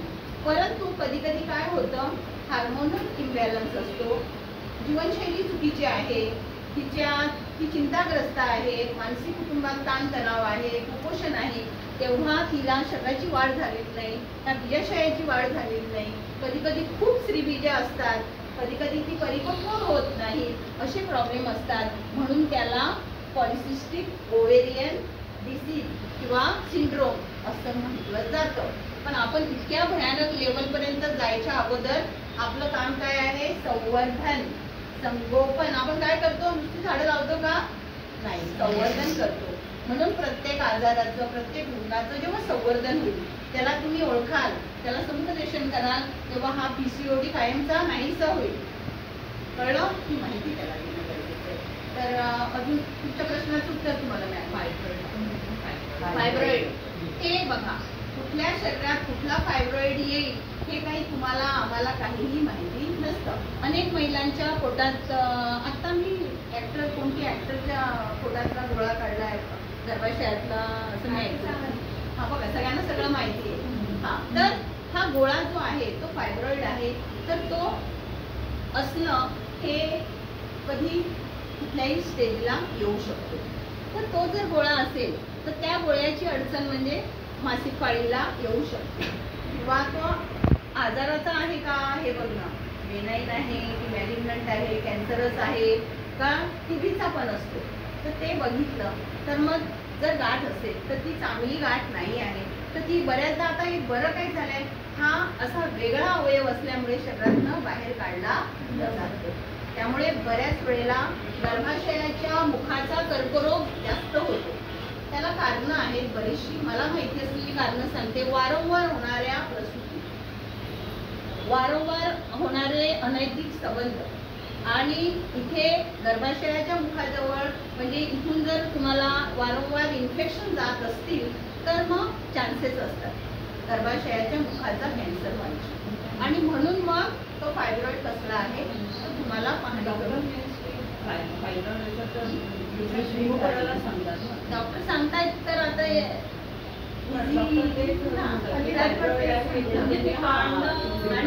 आणि असं आहे त्यांचं पण कदाचित दृष्टिकोन वेगळा असू शकतो की जर इकडे वाढून किंवा काही त्रास होणार असेल त्याच्यापेक्षा तो ते रिमूव्ह करतात की त्यामुळे शरीराला आपल्या शरीराचा अवयव का म्हणून काढायचा. मग त्यावेळेला तुम्ही first opinion, second opinion, third opinion, कशी मोठी मोठी ग्रँड हॉस्पिटल आहेत तिथे जाऊन तुम्ही घेऊ शकता. पण मग युट्रस रिमूव्ह केल्यानंतर लेडीजच्या बॉडीवरती परिणाम अजिबात होत नाही. मी तुमच्या समोर एक उदाहरण म्हणून मी सांगते. तुमचे हात आहेत मजबूत आहेत बरोबर, माझा हात पण मजबूत आहे, पण माझ्या ह्या हाताची लिम्फ नोड मला कॅन्सरचं सिस्ट असल्यामुळे रिमूव्ह केलेला आज 12 वर्ष झाली. त्या हाताने मला सांगितलं होतं काही काम करायचं नाही, वजन उचलायचं नाही, हाताला मच्छर बसलं पाहिजे नाही, मुंगी बसली पाहिजे नाही, अंगठी घालायची नाही, बांगडी घालायची नाही. आज सगळं करते मी. गाडी चालवायची नाही. म्हणजे एखादा अवयव नाही आहे पण जो आहे त्याचं सेलिब्रेशन करा. एका किडनीवर लोक जगतायत, फुफ्फुसाच्या एका लोबवर एखादा माणूस जिवंत राहतोय. सो तो गर्भाशय तुम्हाला त्रास देणारा आहे, तो रिमूव्ह केलेला आहे, तर त्याची चिंता अजिबात करू नका. जे अवयव आहेत त्यांनी आपलं सगळं नॉर्मल लाईफ चाललेलं असतं. ओके. युट्रस ऑपरेशन केल्यानंतर ओव्हरीज काही डॉक्टर सजेस्ट करतात ओव्हरीज काढा, काही डॉक्टर म्हणतात ओव्हरीज काढू नका. म्हणजे हे कितपत योग्य आहे? आता ओव्हरीला जर फायब्रॉइड आहे किंवा ओव्हरीला जर एखादा त्रास देणारा कुठला त्यांना निकष आला तर जर ते सजेस्ट करत असतील तर स्त्री रोग तज्ञच तुम्हाला की तो काढायचा आहे की ठेवायचा. पण बऱ्याचदा बघा मूल होत नाही, पण एका ओव्हरीचं काम नाही आहे पण दुसऱ्या ओव्हरीचं आहे, त्यामुळे मूल होऊ शकतं. ओके. आणि त्यांना विषयावर मी नंतर सांगेन. म्हणजे आता विषय मासिक पाळीचा आहे, पण तुम्हाला मी जस्ट महिला आहात म्हणून सांगितलं. आता मला वाटते तुमच्या सगळ्यांच्या शंकांचं समाधान झालं का? मला थोडंसं एड्स विषयी एड्स विषयी समजून घ्यायचं. एड्स विषयी बघा, एड्स विषय आहे तर मला असं वाटते मी इथे आता थांबते. त्यांचा प्रश्न आहे तो प्रश्न नाही मॅडम, माझा स्वतःचा मी केलेला प्रशिक्षणामध्ये अनुभव हा माझा 2 तासाचा असतो. 2 तासात सगळ्या महिलांनी समोर यायचे आणि आपले अनुभव सांगायचे. आणि मी तो सांगणार आहे का तर माझ्या सोसायटीमध्ये पण मी सांगते पण ते ऐकत नाही. 1997 साली मी वैष्णवदेवीला गेलेले पण माझी पाळी जवळ आली होती. पण माझ्या मैत्रिणीशी चर्चा केल्यामुळे मला तो एक मार्ग मिळाला. ती काय बोलली, आम्ही कायम जातो आणि कायम मला पाळी चालली असते, त्यामुळे आम्हाला सेपरेट रूम असून काही उपयोग होत नाही. तर त्या विषयामध्ये मला सांगायचंच नाही गुपित. तर मी तेच केलं. मी सगळ्या तयारीशी गेलेली होती आणि मला चढताना पिरियड आला. मग मी कोणालाच सांगितलं नाही. मी देवीच्या देवळात गेले आणि तिकडे जाऊन आंघोळ केली. देवीच्या म्हणजे बाणगंगेतून जे पाणी येतं ना, प्रचंड थंड पाणी म्हणजे बर्फाचं पाणी. आंघोळ केली डोक्यापासून, देवीला सांगितलं सॉरी तू दिलंय मला, मी आले. आणि अख्ख्या टूरमध्ये मी कोणालाच सांगितलं नाही. अख्ख्या टूरमध्ये मी कोणालाच सांगितलं नाही. आणि मी म्हणजे सगळ्या दर्शन घेतली. Yes. ज्वालाजीला गेले, सगळं अगदी नॅचरल बघितलं. आता सगळं हे कर्मकांड झालेलं आहे तिकडे. येस, म्हणजे तेव्हा तुम्ही स्वतः कर्मकांडाला मानणाऱ्या नव्हत्या म्हणून ती डेअरिंग तुम्ही छुप्यात केली. आता काय करायचं आहे, आता सरळ सरळ हे कांडच बंद करायचं आहे की आता आपल्याला मासिक पाळी ही स्वीकार्यता वाढवायची आहे. आणि आता आपण देवळात जायचंय, मंदिरात जायचंय, तुळशीला पाणी घालायचंय. लोणचं पाळी आली तर पहिलं लोणचं मी पाळीमध्येच लोणचं बनवलं आणि खूप सुंदर आहे ना. ते लोणच्यासाठी 5 दिवस पाळी पाळतात, पण ज्या बायकांना 7 दिवस जाते, 8 दिवस जाते, 9 दिवस जाते, त्या बायकांना घरात घेतात, किचनमध्ये घेतात, काम करून घेतात. हा काय मुद्दा आहे? आणि दुसरी गोष्ट तुम्ही बोलले की जिथे नवरा बायको दोघंच झाली आणि जिथे तुम्ही आता असं पाळायला लागला तर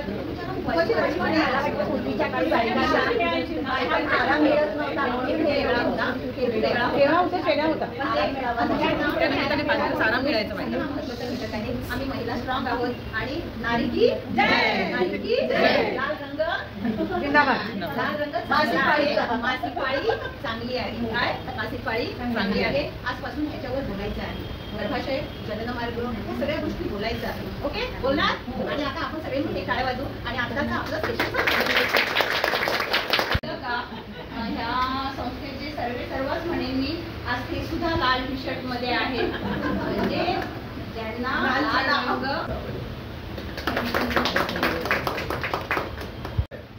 आता जे पिक्चर आले त्या पिक्चरचं नाव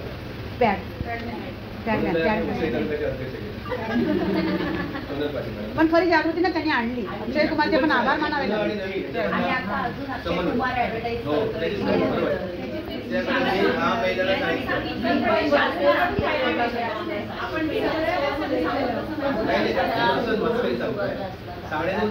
प्रत्यक्ष ग्राउंड लेवलला काम होतं ना ते होत नाही. कारण सांगितलं ना, म्हणजे सरांचा मुद्दा माझ्याकडे नोट केलेला आहे. जेवढे पण सण समारंभ येतात आपण ते पुढे टाकण्याचा प्रयत्न करतो आणि तोच तर मोठा रोग आहे.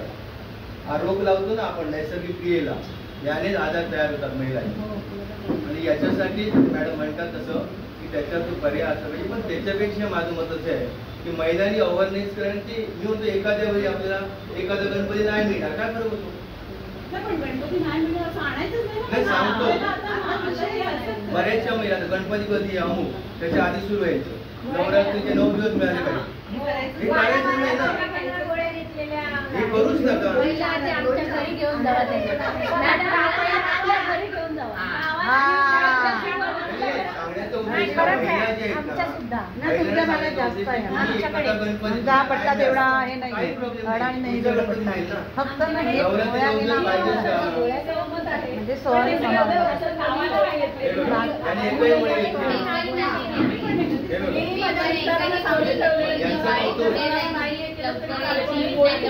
माझ्या तब्येतीला या बाबतीत मिस्टरांना मी पूर्ण सांगितलेलं आहे. त्यामुळे सासूला वगैरे सांगितलं की थोडे रिलेशन खराब होतात गावी की मी बाई आली तरी गणपतीला नाही मी त्यापेक्षा मी राहणार, तुम्ही जेव्हा गणपती अटेंड करा. मिस्टरांना या बाबतीत अवेअरनेस असणं जास्त, त्यांना त्यांच्या बायकोची काळजी असते. बाकीच्यांना मला पाळी आली तरी मी मिस्टरांना सांगते की 2 दिवस जेवणाची कुठलीही चांगलं असं पाहिजे, असं नाही का मला रेस्ट घ्यायची आहे, मला स्वतःला ती रेस्ट घ्यायचं, तिसऱ्या दिवशी मला बरं वाटतं. 2 दिवस जास्त त्रास असेल तर मग ते मिस्टरांना मान्य असतं की मग ते बरोबर होतं. गावी गेली तरी मी माझ्या तब्येतीची काळजी घेते. त्यामुळे 2-3 दिवस बाहेर बसायला अजूनही सांगता. आता मी गावी गेली पण म्हणजे मिस्टरांना सांगून ठेवलेलं मी बाहेर बसून कामं करणार नाही, ती काळजी घेणार सर ते मान्य असतं. पण त्याचं रिलेशन खराब होतं हे असं गावाला तेवढं त्यामुळे आपण बसून राहायचं शांत. लागतात शासनानेच बंद करायला लावलं. शासनाने बंद करायला पाहिजे. मुळात प्लास्टिक कसं आहे, प्लास्टिक पिशव्या कंपनी बंद करा. जर आता तर खूप वाढलंय, आता तर भरमसाठ वाढलंय, काय करायचं?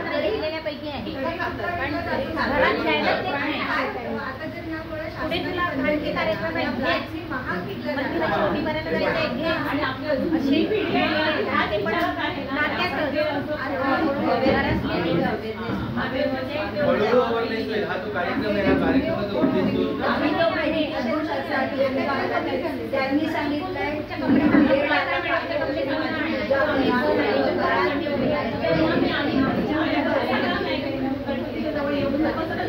आणि म्हणजे ह्या बायका मसल्सवरती येतात ना जे आपले ते लिव्हरमुळे तसं लिव्हर फ्री चांगलं काम करतं.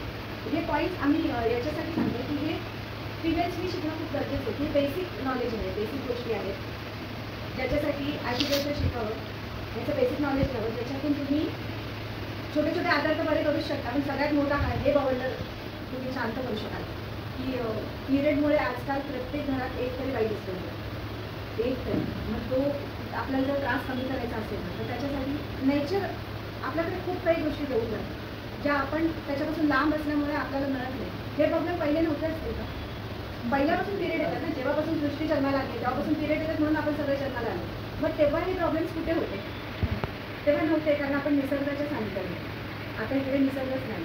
म्हणजे एखाद्या हॉटेलचं नाव फक्त निसर्ग दिसू शकतं, पण निसर्ग नाही दिसत. तर त्याचं रिझन हे आहे की जेव्हा आपण आपला समाज जेव्हा निसर्गाच्या जवळ जाईल या गोष्टी खूप छान काम करतात.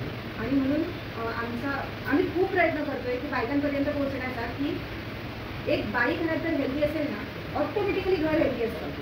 तिची चिडचिड नाही झाली तर घरात कुणाची चिडचिड होते, पण जर तिची चिडचिड झाली ना, घरात कितीही चांगला मूड असू दे पुरुषाचा, घालवायला 1 मिनिट पण नाही लागत. मग तो होल्डिंग आहे आपल्याकडे. तर ते होल्डिंग सांभाळण्यासाठी आपण प्रयत्न करूया. जसं तुम्ही आता ठरवलं की आपण मासिक पाळीच्या वरचे ज्या अंधश्रद्धा कशा घडवायच्या, कसं लोकांना याच्यापासून अवेअर करायचं आहे की पिरियडमध्ये पूजा केल्याने काही होत नाही.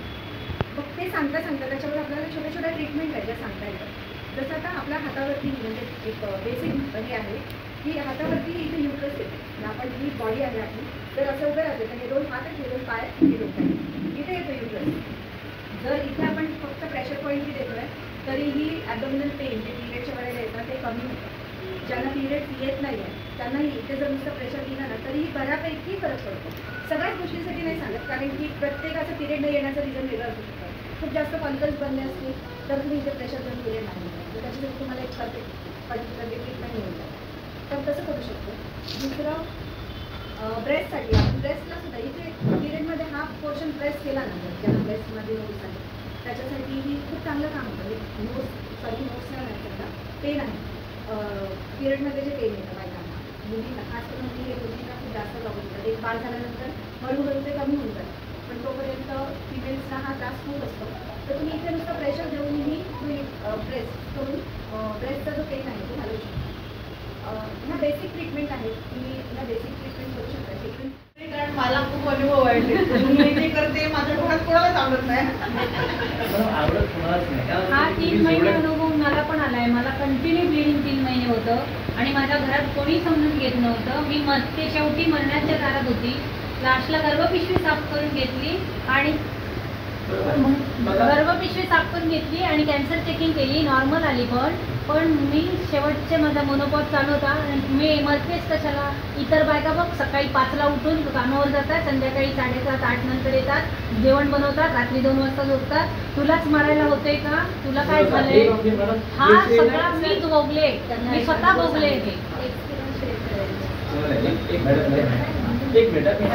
मी हे स्वतः भोगलंय सर. आणि त्यावेळेला मी तुमच्याकडे नंतर आले की मी पूर्ण डिप्रेशन लेवलपर्यंत आलेली आणि नंतर मी ते शिकवलं. उत्तर तुम्हाला मी देतो की जर का हे प्रॉब्लेम एकट्या तुम्हाला नाही, सगळ्या पण मी भोगले. पण हा नाही भोगतात, सगळे भोगतात. पण कसं सिच्युएशन हँडल करायची शिस्त ही जर तुम्ही शिकाल, मला वैयक्तिक जर आपण शिकलो ना, बघा आयुष्यात प्रॉब्लेम ही येणार. 2 विभिन्न अंग आहेत, विभिन्न विचार आहेत, बरोबर आहे. त्याचा हा क्लिअर कुठं होता, ह्याला तुम्ही सायबर केसमध्ये कसं हँडल करता हा आपला उपयोग आहे. बघा सगळ्या घरामध्ये हे होत नाही, पण त्याला तुम्ही कसं समजवता, तुम्ही तुमच्या फॅमिलीला कसं विश्वासात घेता, हळूहळू. आणि जर का प्रयत्न करूनही जर का ते चेंजेस होत नसतील तर आपलं कार्य तसंच चालू ठेवावं. कारण की तुम्ही तुमच्या कार्यावरती ठाम असणार, तेव्हा त्या विरोधाला आपण डिस्टर्ब होऊ नये. हे तुमचं उत्तर झालं. तुमचं एक्सपिरियन्स आम्हाला ऐकायचं या कुठेही या. मी सौ शुभांगी किरण राऊत, वसई तालुका सचिव, नैसर्गिक पर्यावरण संवर्धन मानवता विकास या संस्थेत मी कार्यरत आहे. आज जो अविन्या फाउंडेशनने जो कार्यक्रम आयोजन केला तो इतका सुंदर आहे आणि त्याच्यात जे मार्गदर्शन सौ पुष्पा मॅडम यांनी केलं आहे ते एकदम सुंदर आहे. आणि ते आपण सगळ्यांनी असे छोटे छोटे उपक्रम राबवून हे केलं पाहिजे. आणि सगळ्या कॉलेज वगैरे किंवा आता आपापच्या एरियामध्ये जरी छोटे छोटे उपक्रम करून सगळ्यांना सांगितलं तर खूप फरक होईल ह्याने. आणि आज त्यांच्यामुळे बऱ्यापैकी सगळ्या लेडीज खूप खुलून उठल्या आणि छान बोलायला लागल्या, एकदम फ्री झाले. असं पुढे सगळ्यांनी करावं असं मी सगळ्यांना विनंती करते. सगळ्यांचं नॉलेज अपडेट नमस्कार, मी मिताली गोपीचंद साळुंखे, नैसर्गिक पर्यावरण संवर्धन आणि मानवता विकास संस्था कोकण विभाग अध्यक्ष. आज नैसर्गिक पर्यावरण संवर्धन आणि अविज्ञा फाउंडेशन यांच्या संयुक्त विद्यमाने हा जो कार्यक्रम घेतला होता मासिक पाळीवरती, तर हा कार्यक्रम पुष्कळ मॅडमनी खूपच छान पद्धतीने समजून सांगितलेला आहे. आपण बघितलं तर पहिल्यांदा महिला बोलत नव्हत्या, पण जसं त्यांनी सांगायला सुरुवात केली तसं महिला एकदम फ्रीली बोलायला लागलेल्या आहेत. तसंच त्यांनी जी माहिती दिली ती खूपच छान होती. आणि मी सामाजिक क्षेत्रामध्ये काम करत असल्याने मला त्या माहितीचा खूप म्हणजे उपयोग होईल. आणि माझ्या ओळखी पण तशा जास्त असल्यामुळे त्याचा मी म्हणजे मुली पण आहे तर त्यांना मी त्यांनी सांगितलेल्या गोष्टीचा वापर करीन. तसेच अविज्ञा फाउंडेशनने आत्ताच्या मॅडमनी आणि सरांनी जी माहिती दिली ती तर ते पण प्रत्येकाने करावे. प्रत्येकाला कुठे कोणता प्रॉब्लेम आहे हे आपण सांगू शकत नाही. आपण कुठे पण पिकनिकला जातो किंवा आपण गावी जातो, आयत्या वेळेस कुठे एक गाव तुमचं खेडेगावामध्ये असतं किंवा तुम्ही कुठे पण गाडीमध्ये आजारी पडत काय झालं, तर त्यासाठी तुम्हाला तुमच्या प्रकृतीला आणि तुमच्या बरोबर जी लोक असतात त्यांच्यासाठी सुद्धा त्यांनी हा जो 4 संडेचा जो उपक्रम ठेवलेला आहे तो सर्वांनी करावा. कारण आत्ताची ती गरज आहे. आणि मी पण त्यांच्याकडे करत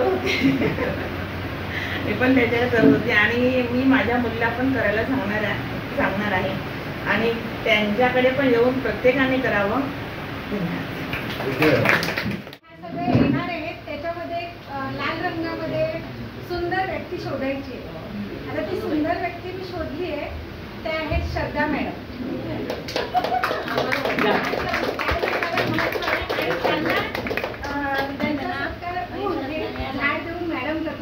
मॅडम करते.